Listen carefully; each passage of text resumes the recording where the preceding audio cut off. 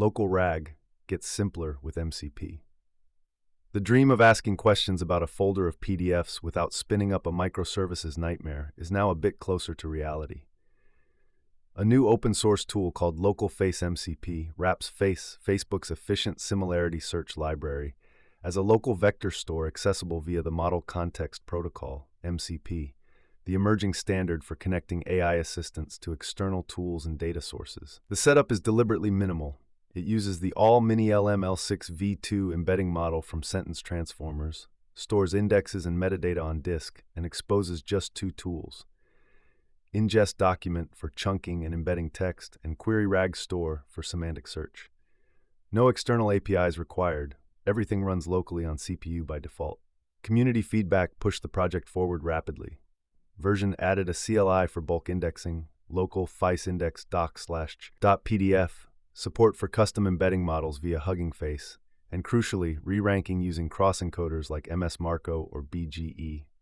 Re-ranking is a technique where initial search results are resorted by a more sophisticated model, often dramatically improving precision. The developer notes, the difference in precision is night and day. The update also returns source file names and distances, enabling citation of specific documents for each claim. Multimodal support, images, video remains on the roadmap, but for now the tool handles text, code, PDFs, and docx files. One commenter suggested exploring GraphRag, a method that uses knowledge graphs to capture relationships between concepts, as a potential next-level enhancement, prompting the developer to consider a local GraphRag MCP spin-off. The appeal of MCP-based tools is their composability. Instead of building yet another monolithic application, you expose capabilities as tools that any MCP-compatible client, Claude for example, can invoke. This boring local RAG backend philosophy resonates with users tired of over-engineered solutions. As one commenter put it, nice to see something built local first and using MCP rather than yet another microtool. The project exemplifies a broader trend. As AI assistants become more capable, the infrastructure around them is shifting toward lightweight, interoperable components rather than sprawling platforms. Navigating the local LLM hardware maze. Running large language models locally remains an exercise in trade-offs. VRAM, speed, quantization, and software stack all interact in ways that can surprise even experienced practitioners. One user recently shared a 3-month journey from AI novice to self-hosted agent operator, deploying on an Intel Xeon server with 128 GB RAM and an NVIDIA RTX A5000 24GB RAM. The stack evolved from Llama to VLLM to Llama.cpp, with LibreChat as the UI and pgvector plus nomic embed text for RAG. The standout finding, Qwen38B ADUQ, a quantized variant, offered the best balance of speed and capability for their 24GB constraint, though Qwen330B GGUF at 4-bit quantization on Llama.cpp proved surprisingly fast. Man, what a speed, with nearly full GPU offload. Practical achievements included a ServiceNow agent that listens for incident events via AMQP and provides insights based on similar past incidents, plus an onboarding buddy that answers questions about project documentation. Community advice pointed toward IKAllama.cpp, a fork with faster prompt processing, and models like GPT-OSS20B, a mixture of experts model, meaning only a subset of parameters activate per token, yielding speed advantages, or the new Ministral reasoning models from Mistral. The consensus: for multi-user workloads, VLLM's continuous batching and parallelism shine, but for single-user or exploratory work, Llama.cpp's flexibility and memory efficiency often win. Meanwhile, users with more exotic hardware face their own puzzles. An RTX Pro 6000 96GB VRAM running Qwen3 Next 80B maxed out at 70% GPU utilization on Llama.cpp, a sign that the model's architecture, a mixture of experts variant, isn't yet fully optimized for the inference backend. The community's verdict: wait for upstream Llama.cpp optimizations or switch to VLLM, which currently handles these models more efficiently. The broader lesson is that new model architectures often outpace inference tooling. Early adopters should expect some friction. New models and quantizations push boundaries. The pace of model releases continues unabated. Baidu's ERNIE 4.5 VL28B A3B Thinking is a new multimodal model that activates only 3B parameters, thanks to its MoE architecture, while claiming near flagship performance on visual reasoning, STEM problem solving, and video understanding. The model introduces a thinking with images feature, allowing it to zoom and search within images to capture fine-grained details, an approach reminiscent of how humans inspect complex visuals. Reinforcement learning on verifiable tasks, using techniques like GSPO and dynamic difficulty sampling, reportedly stabilized training and boosted learning efficiency. The model is available under Apache 2.0 and supports VLLM and fast deploy for inference, with fine-tuning recipes provided via Baidu's ERNIE-Kit toolkit. On the quantization front, the Hermes 4.3 36B model has been converted from BF16 to FP8 with minimal accuracy loss, shrinking its memory footprint from 70 GB to 39 GB and enabling single GPU deployment on prosumer cards like the RTX 6000 Ada, 48 GB. Benchmarks show only a 5% drop on IFAL, instruction following, and less than 1% on math reasoning tasks. FP8 quantization leverages native hardware support on Ada, Hopper, and Blackwell GPUs, making it a practical choice for anyone seeking to run large, dense models without multi-GPU setups. A Docker file for VLM.12.0 is included for easy deployment. Support for the RNJ1 model has landed in llama.cpp, though early adopters report it's by far not as capable as Q330B for coding and runs at about 2.5x slower. On an M1 Mac with 64 GB RAM, users see around 19 tokens per second. The verdict: RNJ1 may shine on NVIDIA GPUs but isn't a universal upgrade. As always, the best model depends on your hardware, use case, and tolerance for experimentation. Black Forest Labs' Flux 2 image generation model now has quantized weights available via Comfy.org, making it easier to run on consumer hardware. The original Flux 2 license applies. Orchestrating agents and workflows. As AI coding assistants like Claude Code and OpenAI's Codex mature, users are discovering their limitations. Long protocols and prompts get skipped, repetitive prompt patterns waste time, and autonomous runs are hard to sustain. Flowcoder is a new open-source project that addresses these frustrations by letting users design and execute custom workflows via a visual flowchart builder.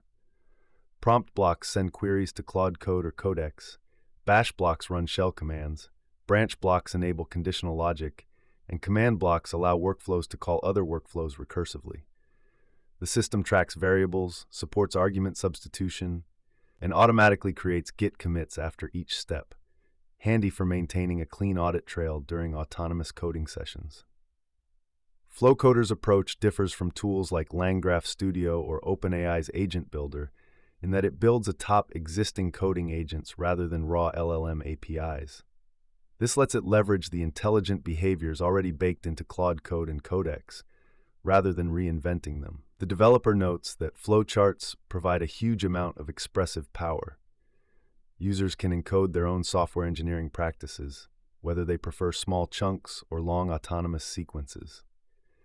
The project is in alpha and should be considered unstable, but it's already being used to develop its own next version, an Electron-based app with multi-agent and parallel workflow support. For those who prefer a lighter touch, Ipaca is a new CLI tool for managing AI configuration files like Claude.md across repositories. It lets users save, apply, and swap profiles of AI configs, automatically backs up existing files, and supports team workflows where personal AI settings shouldn't leak into shared repos. The workflow is simple. Save your setup, apply it to another repo, clean up before PRs, and restore afterward. It's written in Go, works cross-platform, and has no dependencies.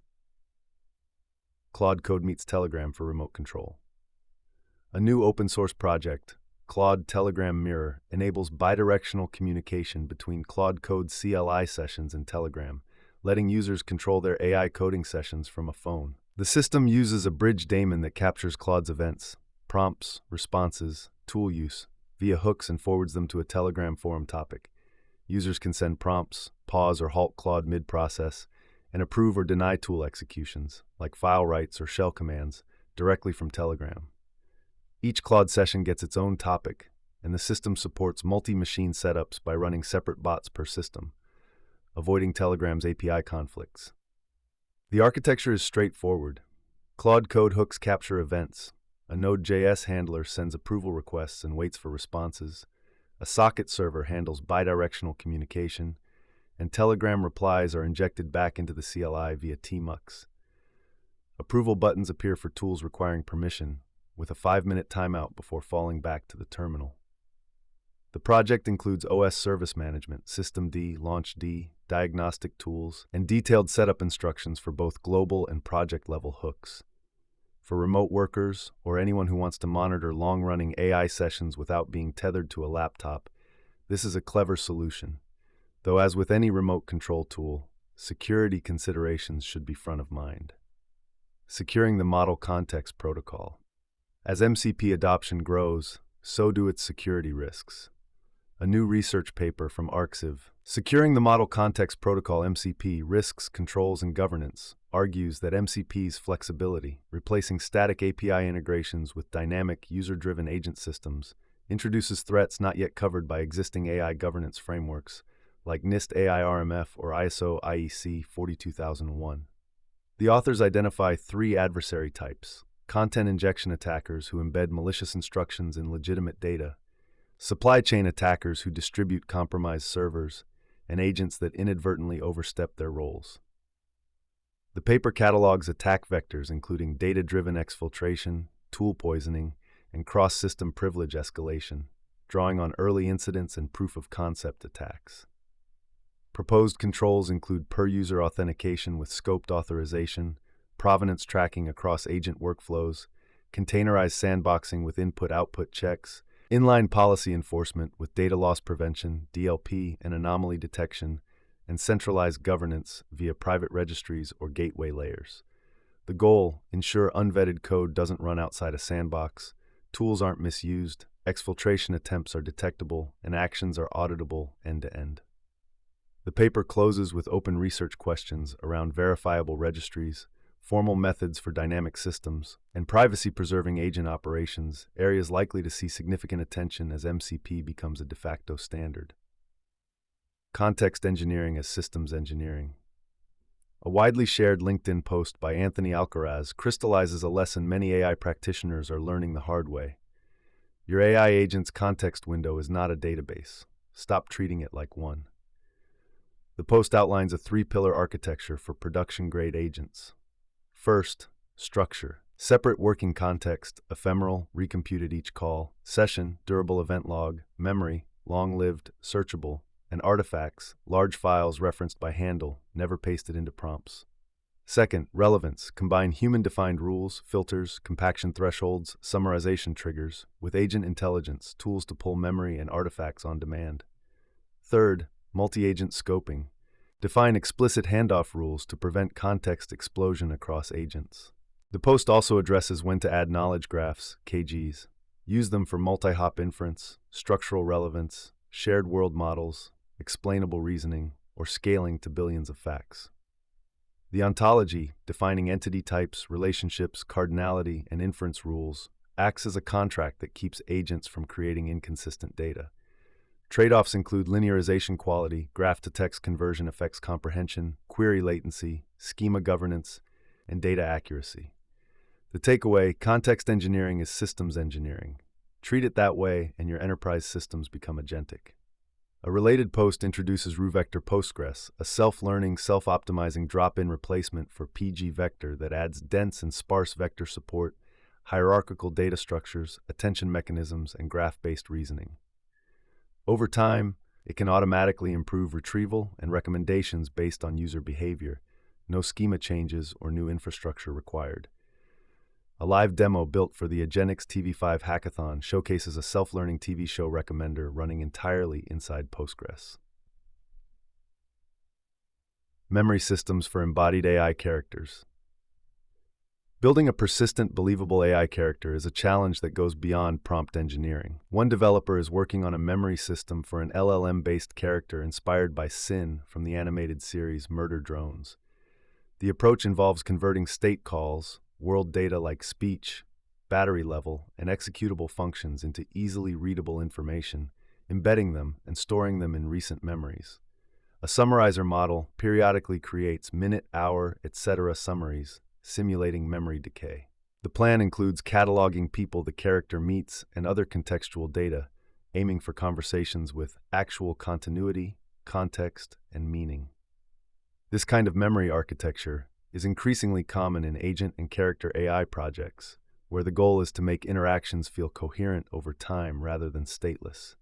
The trade-offs are familiar. Too much summarization loses detail, too little overwhelms context windows. The community is still experimenting with the right balance of recency, relevance, and compression. Reverse engineering without MCP overhead. For reverse engineers, integrating AI into tools like IDA Pro has been a hot topic. A new project, IDMCP, takes a contrarian stance. Instead of wiring up a complex MCP integration, it simply exports IDA's decompiled output as source code files that can be dropped directly into any AI IDE, Cursor, Claude Code. The philosophy: text, source code, and shell are the native languages of LLMs. By exporting to files, users can leverage their IDE's indexing, parallelism, and chunking optimizations, and add more context, like documentation or notes, in the same directory. The approach is fast, simple, and sidesteps the latency and complexity of real-time MCP integrations. Upsample anything, a simple baseline for feature upsampling. A new paper from KIST and collaborators presents Upsample Anything, a lightweight method for feature upsampling in computer vision that performs test time optimization, 0.419 image, without requiring any dataset level training. The method not only upsamples features, but also denoises them and reinforces coherent object-level grouping. It supports any modality for guidance, not just RGB, and can upsample probability maps, depth maps, and other outputs, not just feature maps. Usage is as simple as OpenCV's resize, load a model, pass a source and target size, and receive an upsampled result. The code is available on GitHub with examples for similarity experiments, modality-agnostic guidance, and applications to remote sensing. Image navigation gets analogical. Navigating real-world environments from natural language instructions is a benchmark challenge for embodied AI. A new ARIF paper, Vision and Language Navigation with Analogical Textual Descriptions in LLMs, addresses a key limitation. Existing LLM-based agents struggle to distinguish visually similar scenes and lack nuanced spatial understanding. The proposed solution introduces analogical scene descriptions, textual summaries that highlight distinctive features between images, and spatial descriptions that capture relationships like relative angles and distances. The approach enables agents to compare images, discern subtle differences, and develop a global understanding of the environment, rather than treating each frame in isolation. The method flexibly accepts images alone, descriptions alone, or both, and demonstrates significant improvements on the R2R room-to-room benchmark. The key insight: combining images with analogical textual descriptions yields the best performance, highlighting that language-based reasoning can enhance spatial understanding beyond what either modality provides alone. The paper uses GPT-4o as the backbone and provides ablation studies on the contribution of each component. Guidance: the cheat code for diffusion models. Classifier-free diffusion guidance has become one of the most important techniques in modern image generation, powering results in DALL-E 2, Imagen, and beyond. A comprehensive explainer by Sander Dieleman breaks down the math and intuition. Guidance allows selective temperature tuning of the conditioning signal, sharpening the distribution and focusing it onto its modes. The key is that guidance operates on the joint distribution across all components of the input, not on sequential conditionals, as in autoregressive models. This distinction may explain why diffusion guidance works so dramatically well, and why similar techniques in autoregressive models don't have quite the same effect. The post traces the evolution from classifier guidance, using a separate classifier to steer sampling, to classifier-free guidance, training a single model with conditioning dropout, then extrapolating between conditional and unconditional score functions. The trade-off is clear. Guidance improves adherence to conditioning and sample quality, but reduces diversity. For most conditional generation tasks, this is an acceptable price, especially since diversity can be regained by varying the conditioning signal itself. The hidden cost of abstraction in software engineering. A viral LinkedIn post by Dmitry Karlamov argues that the tech industry's decade-long embrace of abstraction, React hiding the browser, Docker hiding the OS, Kubernetes hiding networking, ORMs hiding SQL has created a generation of engineers who can ship fast but struggle to debug when things break. The market rewarded velocity. Those who wanted to understand fundamentals were filtered out as too slow. Now the author claims the foundations are crumbling. AWS and Cloudflare outages stem from architectural issues that should have been caught in design, and startups that shipped fast on abstractions now need expensive engineers to rebuild what broke. The post uses Apple's recent executive departures, AI chief, design head, chip chief, dean of Apple University, as a symptom of a broader disease. Companies can't keep the people who understand how to build things. The argument is provocative, and not without critics, but it resonates with many who have watched technical debt accumulate behind layers of abstraction. The lesson: foundational knowledge is always important, even when it seems the market doesn't reward it. Spaghetti code and unintended acceleration. A sobering reminder of what happens when software complexity goes unchecked comes from a 2013 deep dive into Toyota's unintended acceleration crisis. The analysis revealed a big bowl of spaghetti code, software so tangled that even the engineers responsible for it couldn't fully explain its behavior. The case became a landmark in automotive safety and a cautionary tale for anyone building safety-critical systems. The link to Safety Research Net's detailed write-up remains a valuable resource for anyone studying software engineering failures. Off-grid payments on Meshtastic. For those interested in decentralized off-grid systems, Meshbank is a new proof of concept that runs a local digital payment system on Meshtastic, the long-range, low-power mesh networking protocol popular in hacker and emergency communications circles. Accounts can be created, balances reported, and digital currency exchanged using Meshtastic messaging protocols, with a ledger recorded for transaction histories. The project is best suited for barter-style systems, community credits, or festival currencies, anywhere that needs to track off-grid local transactions without relying on internet connectivity. The system has obvious limitations. Meshtastic isn't as secure as modern banking, and it requires trust in an administrator. But as a thought experiment, it shows what's possible when you combine lightweight hardware with creative software.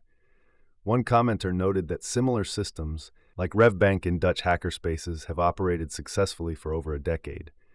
Proof that for some communities, boring, trust-based solutions can work just fine. Bitwarden Lite for easy onboarding.